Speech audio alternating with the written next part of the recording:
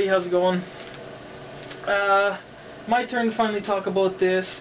Not going to talk too much, but talk about Venom issue number 1. Read through it.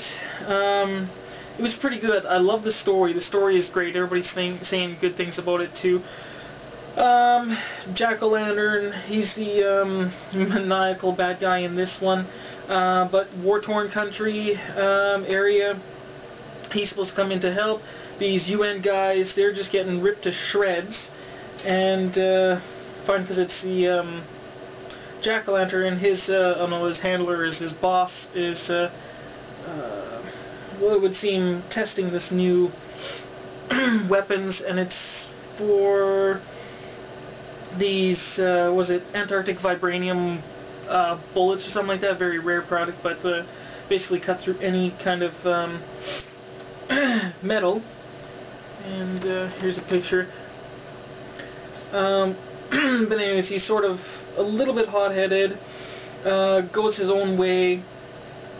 I mean, he's got his people talking to him, and Flash just kind of, well, no, this is what needs to happen, I need to save this lady, and stuff like that. And he puts the mission at jeopardy a little bit for this one person. I thought this was really cool. At one time, he holds a live grenade with the Venom symbiote, and some of the symbiotes in the pin to stop it from going off. And then you got these symbiote pieces here, all going around holding guns, shooting. That's all pretty cool. But anyways, at the end, he sort of, has this pretty good battle with Jack-o'-lantern. Even what was the one part? I think he takes his head off. I think. Oh no, yeah, puts the bomb in there, in the grenade in his. Then he's supposedly blown off his head, or in his jaws hanging, and Jack-o'-lantern is still coming back. So Jack-o'-lantern is pretty badass in this one. Venom is too. Flash is, he Venoms out a little bit, able to bring himself back down. But basically his mission was compromised because he was supposed to collect this one guy and not let the bad guy get him. So I mean, instead of letting Jack-o'-lantern get away with him when he's kind of a little bit venomed out here, he whips him and breaks the guy's neck. So, kills the guy who's actually supposed to pick up. So, and then at the end, his handlers talk about, well, I had to kill the last guy because he venomed out, and yeah. So gives a little bit, some of the same stuff you found out if you're reading the Spider-Man 654.1. And here again, showing the consequences of being Venom, and he kind of ends up being like a Peter Parker character now, right? Being late for something, and that's his being Venom is going to play out in his life, and he's trying to keep his secrets as Venom. So it's really kind of cool. Most of you guys already know the story anyways, but the one thing, most people will say the art is great, really, really good. I have a little bit of trouble with it.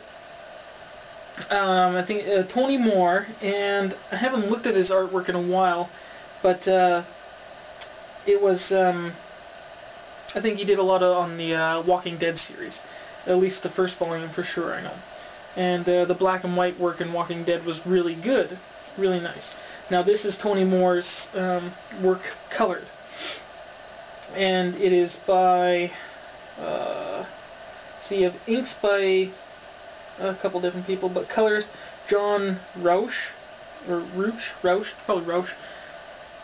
I have a little bit of problem with the artwork. Some of it looks a little muddy, I think.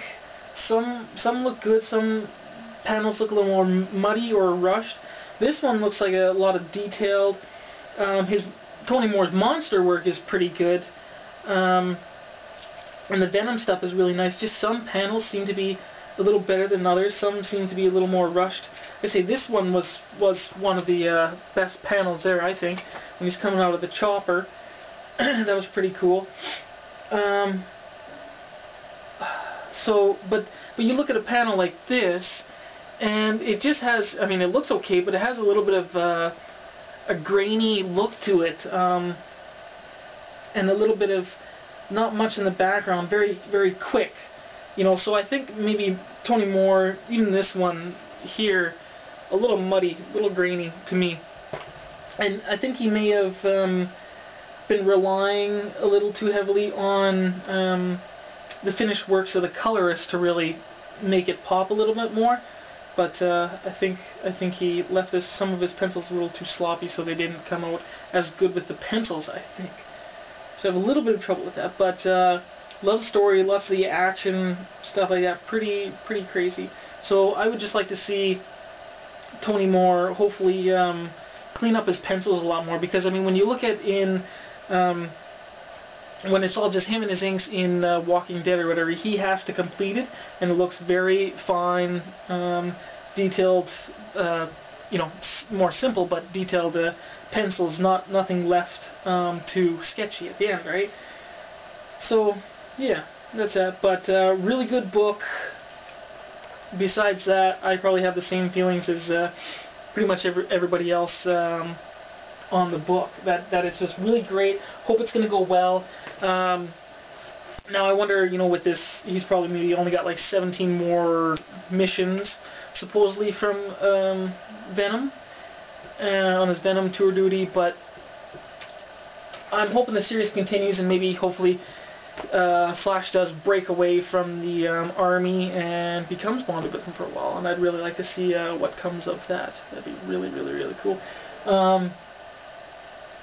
Yeah. Really like that sketch variant.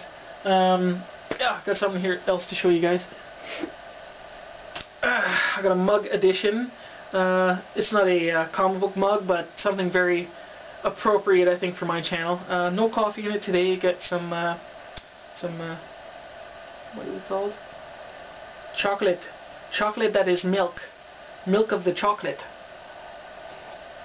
I went to Subway too, had a sub, so I thought that was pretty cool.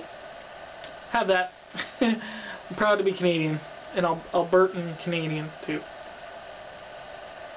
So yeah, that's that pretty much. One of the next videos too, I want to show you guys, or read emails. I got lots of emails, and I keep trying to catch up since we moved.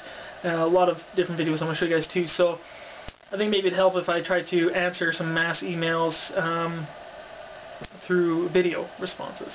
I'll just do that. So yeah, that'll be some of the next. And also Assassin's Creed The Fall issue number 3. I'll probably be showing that, tell you guys about the story, and show you guys the book. Wait, one other thing, you guys. I forgot. I got a Giant Size X-Men jug update. So another 2 bottle trips gave me $30. See our funny Monopoly colored money. A purple bill and a green bill. So another $30 added to the Giant Size X-Men jug, which brings it to $200, I believe, now. So that's pretty cool. That's $100 in overtime savings and $100 in bottles. And it hasn't been that long since I started, so that's pretty cool. $200 so far towards Giant Size X-Men number 1. Good. I should be able to get a pretty darn good copy too. Good. Okay, see you guys. Bye.